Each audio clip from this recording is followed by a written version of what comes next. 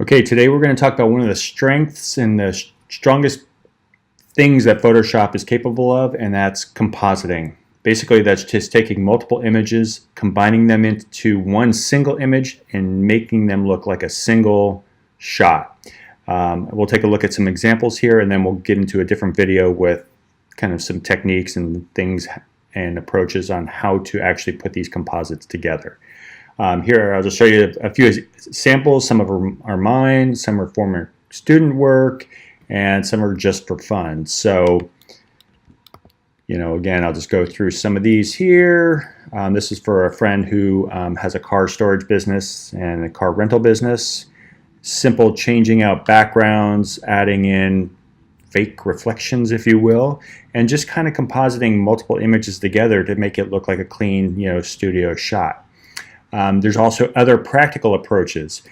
I have actually a former client who was making this device as a prototype, and they wanted to see what it would look like actually rendered as a real product or the final product. So I used Photoshop to create this image. And so basically, if we go, the before and after, notice the silver here, everything is maintained. I just used some Photoshop techniques and concepts to actually make this looking like a viable product. A couple other things. So here's some student work. This is a few semesters ago, and compositing a bunch of different pieces together. So obviously this wouldn't really happen, unless the house was spinning upside down or Wizard of Oz. But anyway, he planned it out. He created these images with the intention of putting these together in a certain way. And as we get into this, you'll want to concept your image. Come up with the idea first. We have some artichokes here, some gnomes, and she had this idea of this girl in this fantasy world, and so she put the multiple pieces together with an idea in mind. And you're going to have the best result with an idea in mind.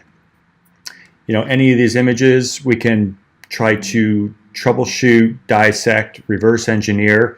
If you look at this, it's a portrait, and then what he did was he took an egg and cracked it. So you see here is the interior of the egg, and then he went in and made painted basically this fire looking effect. Now I think it would have been, it's a really cool image, really strong. If it was real fire, if you shot real fire, that would have been, even over the top. But I think this is really, really an effective image. Student from last semester, shot this. It looks like it could be a straight shot. There's certain little things that may be a little off if you, if you really, really, try to dissect the image. But basically, it's a believable composite. And if you look at this contact sheet, here's the contact sheet. So we've got a living room, we've got a model here, there's a composite, here's a different one, and then this guy outside. And so, same idea. You're going to put these pieces together. The better approach would be to shoot them for the assignment, but if you don't, take the pieces that you already have or take images you already have, combine them together in some interesting composition. Another student from last semester, here's his contact sheet, and I'll mention it now, you will do a contact sheet of all the images used. It will be in the description for the assignment, but just to give you a heads up. So here's the before and here's the after. And so, a couple little things he and I talked about in class, and that's the benefit of being in class because we can troubleshoot things on the fly.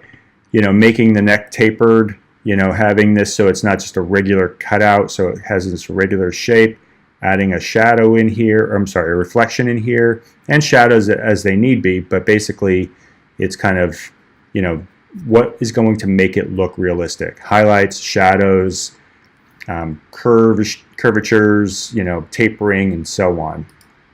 And then, of course, there's stuff that you do for friends and family. And so this one actually are two friends of mine from grade school.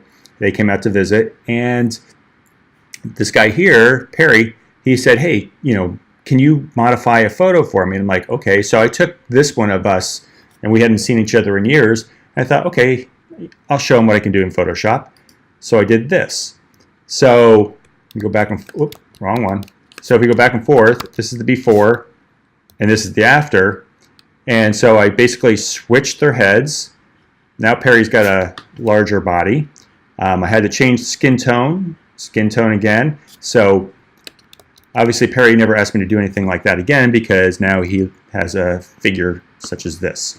He wasn't too happy about it. But some other things you can do, this is what happens when you go wine tasting and you get some Scotch tape. And I had a friend who taped his nose to his forehead. If you haven't tried it, you should.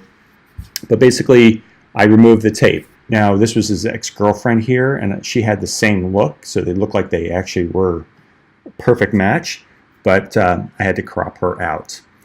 And then this one, a friend of mine had a baby, and I thought, oh, the baby looks like the dad. And so I put the dad's face on the baby, and a little disconcerting, I know. And then this one, racing bikes and without a bike. So, there's all kinds of fun things you can do with Photoshop, but then there's also the practical stuff. Like I said, with the cars. Oh, a friend of mine, for Halloween, he was now a Pumpkinhead. So anyway, I just want to kind of give you some examples of things you can do with Photoshop. There's a ton of stuff out there you'll see online. And so it's about getting creative, trying to figure out how to put these pieces together. It is a problem-solving endeavor, so instead of trying to bang your head against the wall, try to come up with an idea first, take a look at the images that you have, and then seeing how they all fit together and what kind of creative composite you can come up with. That's it for this video. Check out the next one where we go into the techniques and approaches to compositing.